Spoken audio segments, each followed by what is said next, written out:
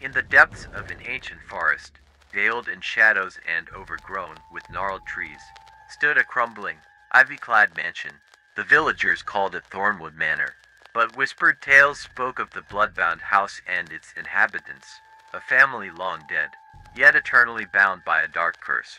Generations ago, the Weatherby family had been infamous for their strange customs and insatiable thirst for power. The patriarch, Lord Alaric Weatherby, had been a man of twisted desires, obsessed with the occult and rumored to drink the blood of the weak in exchange for eternal life. His wife, Lady Isolda, was equally notorious, often seen by candlelight in the dim chapel, where her airy chants would carry through the night air. But the most disturbing were the twins, Evander and Eloise, who had the sinister gift of speaking with the dead. Whispers of ghastly rituals and sacrifices began to circulate, and then, one day, the family vanished. Decades later, the house stood empty until rumors arose again. Villagers spoke of strange, ghostly lights flickering through the windows at midnight and heard faint, eerie laughter in the wind. Animals in the area began to disappear, and those who dared trespass into Thornwood never returned unchanged. Those few who did stumble back were pale, weak, and, they claimed, haunted by voices calling to them in their sleep. One moonless night, a group of curious souls ventured to the house, intent on unraveling its secrets. They found the place frozen in time, the furniture covered in dust yet eerily arranged, as though the family had just stepped out for a moment. But as they delved deeper, they felt eyes watching them, shadows shifting in every corner. Suddenly, one of them, a young woman, disappeared without a sound. Her friends, terrified, searched frantically, only to discover her in the attic, kneeling before a mirror, her eyes glassy and unfocused.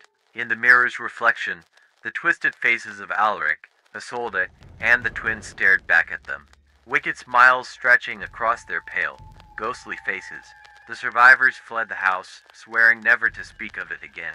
But the whispers persisted of a family who had transcended death, bound by blood and vengeance, waiting in Thornwood for those who dared disturb them. Each night, the villagers would hear soft, mournful cries drifting from the manor, blending with the rustling leaves. And deep within, the Weatherby family waited, bound to the house, feeding on the fear and lives of those who ventured too close. No one knew when or if the curse could be broken, but some claimed that the family was biding their time, growing stronger, and one day, they would emerge from Thornwood's shadows once more, hungry for blood. And something far more sinister. The mystery remains unsolved, a dark secret lurking, waiting for the foolish or the brave to uncover the full horror of Thornwood Manor. Months passed since the last encounter with the Weatherby family, and the village had grown eerily silent. Locals refused to speak of the house, though now and then someone would come down with an unexplained illness, wasting away to a frail shadow. Strangely, each of these victims had, at one time or another, walked too close to Thornwood Manor. In late autumn, during the peak of the harvest, a young historian named Felix arrived in town. He was researching legends of blood curses and hauntings for his book, and had heard of Thornwood's terrifying history. The villagers tried to dissuade him, warning him of the strange disappearances and sickness that plagued those who got too close. But Felix was stubborn and fascinated, intrigued by the idea of uncovering the truth behind the Weatherby family's sinister curse. One night, unable to resist the call of the manor, Felix set off alone, his lantern casting a faint glow through the fog that hung thick in the air. As he neared the gates of Thornwood, he noticed something curious, a faint red trail on the ground, leading toward the manor doors. The substance was thick and dark, almost like blood. Against his better judgment, he followed it, his heart pounding. Inside the house, he felt the walls closing in around him, the shadows almost alive. The air was thick, stale, filled with the faint scent of decay. As he reached the grand hall, Felix's lantern flickered, casting brief flashes of light on a disturbing sight, a large portrait of the Weatherby family. But with one uncanny detail, the eyes seemed to follow him. Beneath the portrait, he noticed something strange, a small, freshly dug mound, as though the floorboards had been pulled back and replaced. Feeling a pull he couldn't explain, Felix knelt and carefully brushed away the dust. Beneath the boards lay a small leather-bound journal, stained and brittle. As he opened it, he realized it was written by Eloise, one of the twins. The pages spoke of rituals beyond human comprehension and a prophecy, a terrifying promise made to the dead. The writing grew more frantic, and Felix's eyes widened as he read the final entry. Written in shaky, smeared script, asterisk, when blood returns to the house, we shall return. In flesh. Asterisk, as Felix absorbed the words, he felt a sudden chill, as though icy fingers traced down his spine. He raised his lantern to the portrait, and to his horror, the figures of the Weatherby family were gone. A sound of faint rustling, followed by low, murmured voices echoed through the hall. Felix froze, realizing he was no longer alone. From the shadows, a figure stepped forward, pale and twisted, with hollow eyes and a sharp, menacing smile. It was Alaric Weatherby, more ghastly and alive than any ghost Felix had ever imagined. And behind him, Lady Isolde and the twins, each moving slowly toward him, their hands reaching. Cold and hungry, Felix turned to flee, but the door slammed shut. Trapped, he backed into the corner, the family encircling him. They whispered in voices from beyond, murmuring promises of blood and eternity. The next morning, villagers found the manor doors wide open, the chill of death lingering in the air. Felix's journal was left at the entrance, stained with fresh blood and filled with words he had never written. Asterisk, they are waiting for the blood to return. Asterisk, to this day, no one dares enter Thornwood Manor.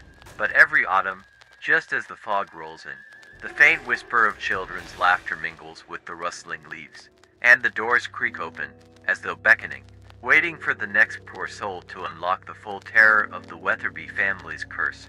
The year rolled into winter, blanketing the village in snow and casting Thornwood Manor in an even deeper chill.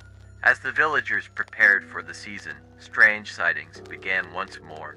Flickering lights shone from the manor's broken windows, and the eerie laughter of children echoed through the woods at night. Despite the townspeople's fear, rumors surfaced of a hidden vault beneath Thornwood, a vault that, some believed, held the family's darkest secrets and the key to the curse binding them. One night, a group of thrill-seeking travelers arrived in the village. Among them was a young woman named Lisa, who, intrigued by the manor's legend, felt an undeniable pull toward it. The villagers warned her against it, but her curiosity only grew.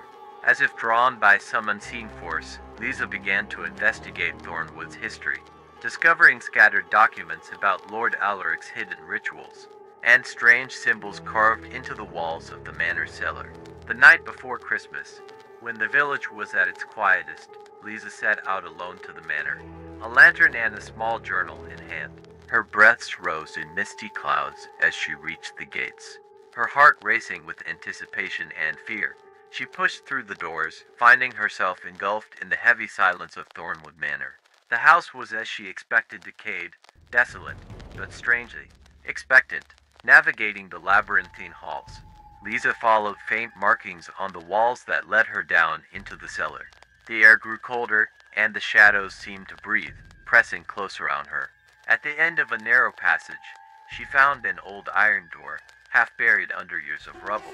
Summoning her courage, she forced it open and stepped inside. The chamber beyond was vast, lined with shelves cluttered with ancient books and relics. At the center stood a stone altar, etched with intricate symbols that seemed to shimmer as her lantern's light touched them. The scent of old blood lingered in the air, and as Lisa approached, she noticed something etched into the altar itself, an inscription, old and partially worn, but decipherable. Asterisk, when blood of kin enters this vault, the family shall awaken, bound, yet free. Asterisk, suddenly, she felt a piercing cold at her back. She turned, and there, standing in the shadows, was Eloise, the young girl from the portrait, her eyes gleaming with a malevolent hunger. Behind her, Lord Alaric and Lady Isolde appeared, their ghostly faces twisted in anticipation. Lisa stumbled back, her lantern slipping from her grasp and casting the chamber into darkness. A voice, low, guttural, filled the room. It was Alaric. Asterisk, you've come far, dear child, and now the bloodline is complete. Asterisk, in horror, Lisa realized what he meant. She had unknowingly shared blood with a distant Weatherby ancestor, the very bond the family had needed to awaken fully. Lisa tried to scream, but the sound was swallowed by the icy air as the family closed in around her. When dawn broke, the villagers noticed new footprints in the snow leading away from Thornwood Manor, disappearing into the depths of the forest. They were too large to belong to Lisa, but as the light revealed a new horror series of faint, ghostly footprints in pairs of two, one adult, one child trailing alongside. From that day, people reported seeing shadowy figures in the forest near the village, ghostly shapes with twisted smiles, leading a pale figure who looked eerily like Lisa, her face blank and eyes hollow. As winter nights stretch long, villagers hear faint footsteps around their homes and see flickering lights drifting through the trees. And though the manor remains silent, rumors persist of the Weatherby family, now freed from Thornwood's walls, waiting patiently for the chance to rebuild their legacy one haunted soul at a time. The mystery remains an eternal invitation to those who seek answers in darkness, where the curse lingers, deepening, waiting for the next unwitting kin. Liz's heart raced as she stared into the hollow eyes of Lord Alaric and his spectral family. Cold fingers seemed to graze her skin, drawing her closer to the altar where their curse had rooted itself, binding them to this dark existence. Yet, in that moment of terror, something stirred within her, a faint memory. A story her grandmother once told her about the Weatherby family. As a child, Lisa had heard tales of Lady Isolde's kindness before her family's descent into darkness. Her grandmother had spoken of a powerful spell hidden within the Weatherby line, a blessing that had once protected the family but had been perverted into a curse through Alaric's greed. Lady Isolde, they said, had kept this blessing alive in secret, weaving it into the bloodline of her descendants as a last hope for redemption. Summoning her courage, Lisa pressed her hand over her heart, focusing on the memory of her grandmother's gentle voice, the warmth that always filled her when she recalled it. She began to whisper the words her grandmother had once taught her, a prayer for peace and forgiveness. The words felt ancient, woven with a magic she hadn't known she carried. As she spoke, a golden light began to spread from her hand, illuminating the dark chamber. The shadows recoiled, and the ghostly figures of the Weatherby family paused, their twisted expressions softening. Lady Isolde stepped forward, her face no longer malevolent but sorrowful, her eyes filled with remorse. Asterisk the blessing. Asterisk, she whispered, her ghostly hand reaching out to Lisa. Asterisk, you have brought it back to us. Asterisk, one by one, the other spirits began to fade, their forms becoming softer, more human. Eloise and Evander, the twins, looked at each other with innocent eyes, free from the torment that had bound them for centuries. Lord Alaric, his greed and malice stripped away, looked almost peaceful, as though he, too, had been waiting for this moment. With a final, gentle smile, Lady Isolde placed her hand on Liz's shoulder. Asterisk, thank you. Asterisk, she whispered, her voice echoing through the chamber. Asterisk, our family is free. Asterisk, and then, like mist dissolving in sunlight, the spirits of the Weatherby family vanished, leaving the room still and silent. Lisa felt a warmth blossom in her chest, a calmness she had never known. She made her way out of the manor, feeling lighter, as though the house itself had released a long-held breath. When she reached the village, she looked back one last time at Thornwood Manor. The ivy-covered walls and dark windows were the same, yet there was a newfound peace in the air, a sense of relief that settled like a gentle breeze. The villagers, who had watched her approach with bated breath, rejoiced as she recounted what had happened, and from that day forward, Thornwood Manor stood as a quiet relic of a bygone era. No longer haunted, its curse lifted at last. People often spoke of Liz's courage, of the blessing that had saved the Weatherby family, and the story became one of hope, a tale of redemption and the power of forgiveness.